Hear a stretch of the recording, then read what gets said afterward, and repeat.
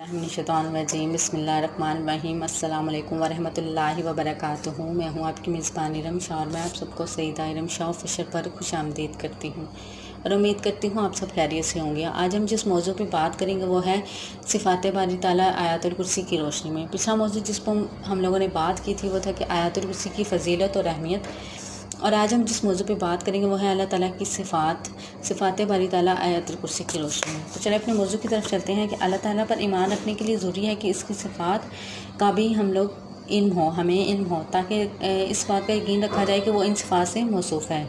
इसे यहाँ पे जो सूरह बकरा की आयत नंबर 255 जिसको आयतुल कुर्सी कहा जाता है, सिफ़ात इलाही का बयान है। इसकी मुख्तसर तफसीर पेश करती हूँ, उम्मीद करती हूँ आपको पसंद आएगी। सबसे पहले है मबूद की सिफ़ अल्लाह ताला है, यानी कि अल्लाहु ला इलाहा इल्ला हुवा, अल्लाह के सिवा कोई मबूद नहीं है, वो अकेला है। अगर हम लोग देखें जो जाहली मज़ाहिब हैं जिनमें खुदा की हस्ती का इतराफ़ करते थे, मगर इसके साथ उन्होंने कुछ छोटे दर्जे के मबूद भी बना रखे हैं। ये सिर्फ इस्लाम की तालीम है कि खुदा के सिवा छोटा बड़ा कोई मबूद नहीं है, वो सिर्फ वाहिद है, अकेला है, वो मबूद है, यानी कि वो मबूद आज़िम है। इसके बाद छोटे छोटे हैं, ऐसा कुछ भी नहीं है, बल्कि अल्लाह ताला ही हकीकी मबूद है, जिसके सिवा कोई भी नहीं है। वो एक है, अकेला है, ला शरीक है, इसके सिवा कोई मबूद और कोई इबादत के लायक नहीं है। की बात है ज़िंदा और जावेद हस्ती, अल-हय्यु वो मुस्तकिल ज़िंदा है, यानी अल्लाह ताला अज़ल से अबद तक है। अल्लाह ताला सिफ़ात हयात इसके साथ लाजिम और सूट है, इस पर ना पहले कभी तारी हुई ना होगी, वो हमेशा से है, वो हमेशा रहेगा। वो अज़ल से है, अबद तक रहेगा, अज़ल से लेकर इंसान की पैदाइश से पहले, इंसान की पैदाइश के बाद, वो हमेशा से है और हमेशा से अल्लाह ताला रहेंगे। इनकी ज़ात कभी भी ख़त्म, इंसान ऐसा है जो आया है, उसने जाना है इस दुनिया से, लेकिन अल्लाह ताला की ज़ात ऐसी है जो अज़ल से अबद तक कायम है, बात हमेशा कायम दायम रहेगी, अज़ल से लेकर अबद तक। उसके बाद है तमाम कायनात को सहारा देने वाली ज़ात, अल-क़य्यूम सबका संभालने वाला, कायम रखने वाला, यानी कि वो खुद ही कायम नहीं बल्कि वो दूसरों को भी कायम रखने वाला है, वो सबको संभालने हुए हैं। इसमें ईसाइयों की तरतीब है, इनका अकीदा है कि जिस तरह बेटा बाप की शिरकत के बगैर खुदा नहीं, इसी तरह बाप भी बेटे को शरीक किए बगैर खुदा का इतलाक़ नहीं हो सकता। जिस तरह नाउज़ुबिल्लाह मसीह इब्ने अल्लाह खुदा के मुहताज हैं, इसी तरह खुदा अपनी खुदाई के इस बात के लिए मसीह का मुहताज है।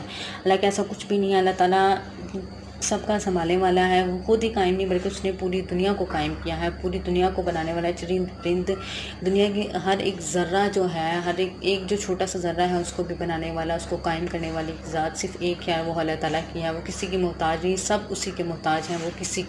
वो ज़ात ऐसी है कि वो किसी के मोहताज नहीं, हम सब उसके मोहताज हैं, वो किसी के मोहताज नहीं है, क्योंकि वो हमेशा से है और हमेशा से वो ज़ात रहेगी।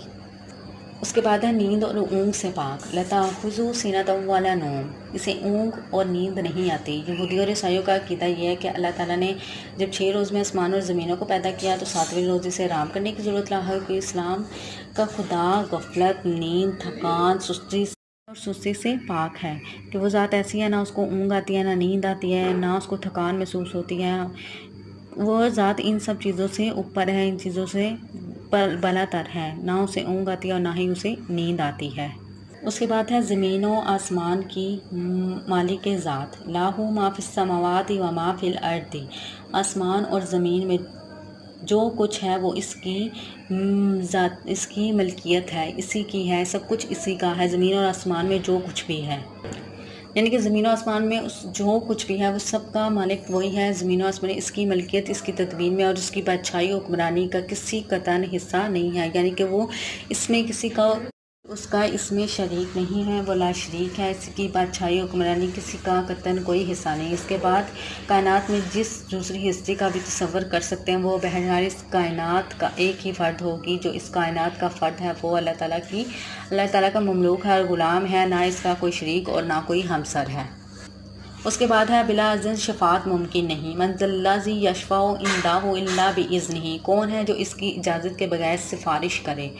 इस्तेमाल में इनकारी है कि यानी कि किसी को भी बिला इजाज़त सिफारिश करने की ज़रूरत ना होगी। इसमें ईसाइयों के अक़ीदे शफ़ाअत मसीह की तरदीद है, क्योंकि ईसाई इन्हें शाफ़िया मुतल्लिक़ तस्लीम करते हैं। हालांकि अल्लाह ताला की इजाज़त के बगैर किसी को भी सिफारिश करने की भी इजाज़त या किसी की भी ज़रूरत नहीं होगी कि वो अल्लाह ताला की इजाज़त के बगैर सिफारिश कर सके अल्लाह पाक के सामने। اس کے بعد ہے حاضر و غائب کا علم رکھنے والا، یعلم ما بین ایدیہم وما خلفہم، وہ جانتا ہے جو کچھ مخلوقات کے سامنے اور جو کچھ ان کے پیچھے ہیں، یعنی اللہ تعالیٰ کو حاضر و غائب، محسوس غیر محسوس سب کا علم ہے۔ یہاں صرف آگے اور پیچھے دو جہانوں کا نام لیا گیا ہے، مگر اس سے جملہ جہاد مراد دیتا ہے، یعنی کہ اس دنیا میں جو کچھ بھی ہے سب کچھ اللہ تعالیٰ کے علم میں ہے، اس کے بغیر ایک پتا بھی حرکت نہیں کر سکتا، اس کو ہر چیز کا علم ہے، چاہے وہ کچھ بھی ہو دنیا میں۔ عام انسان جو کچھ ظاہر کرتے ہیں، جو کچھ چھپاتے ہیں، اللہ پاک کو ہر چیز کا علم ہے، کیونکہ وہ غیب کا علم رکھنے والا ہے، وہ پاک ہے ذات، وہ سب سے اعلیٰ اور سب سے برتر ہے۔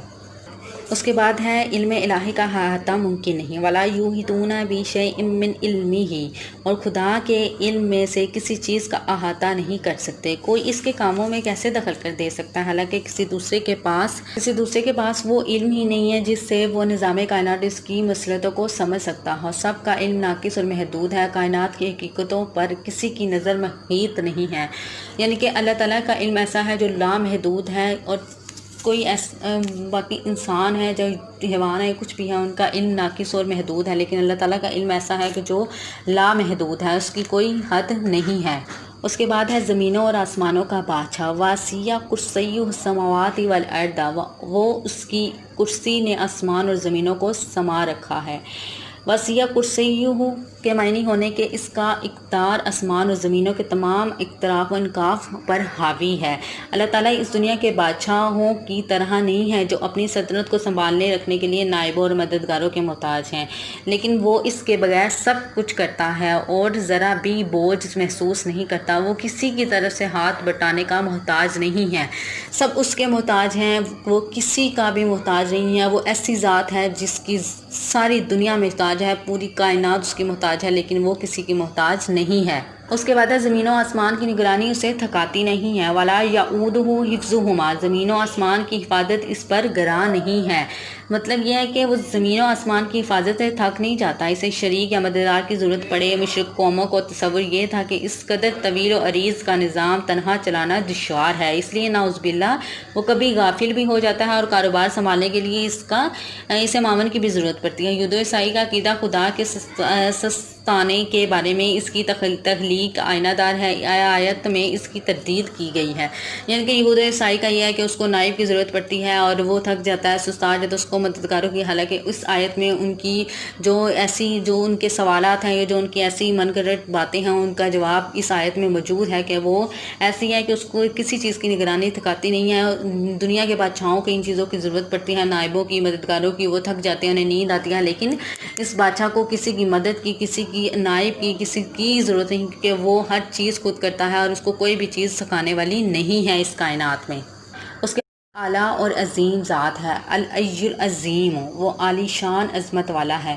آیت کا خاتمہ دو صفات پر کیا گیا ہے۔ العلی کا مادہ علو یعنی کہ بلندی ہے، یعنی تمام صفات نقص کی نفی، العلی یعنی کہ مخلوقات سے بلند و برتر، العظیم کا حاصل ہے، وہ تمام صفات کامل کا جامع، جس کے مرتبے کی انتہا نہ ہو، جس کی حقیقت دریافت نہ کی جا سکتی ہو۔ ان دو صفات کے اندر عظمت اور کمال کے منفی اور مثبت دونوں پہلو آ گئے ہیں، اور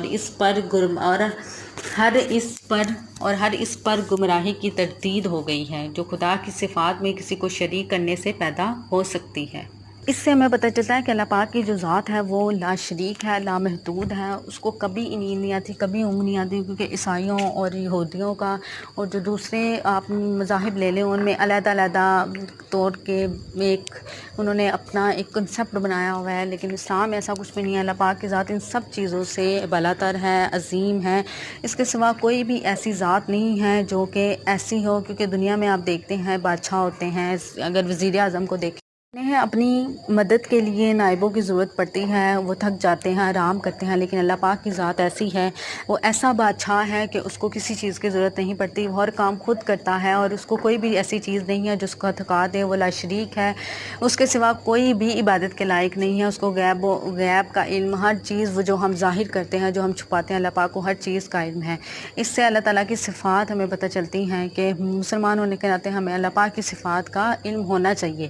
تو یہ ایک چھوٹا سا موضوع تھا، امید کرتی ہوں آپ کو یہ ضرور پسند آیا ہوگا، اور اگر کوئی غلطی کوتاہی ہوگی تو میں معذرت کرتی ہوں۔ دعاؤں میں ضرور یاد رکھیے گا۔ اللہ پاک سب کی پریشانیوں کو، سب کی مشکلات کو حل کرے، اللہ پاک ہماری مشکلات کو بھی حل کرے، آمین ثم آمین۔ اسی کے ساتھ میں ارم شاہ آپ لوگوں سے اجازت چاہتی ہوں، دعاؤں میں مجھے ضرور یاد رکھیے گا۔ اللہ حافظ۔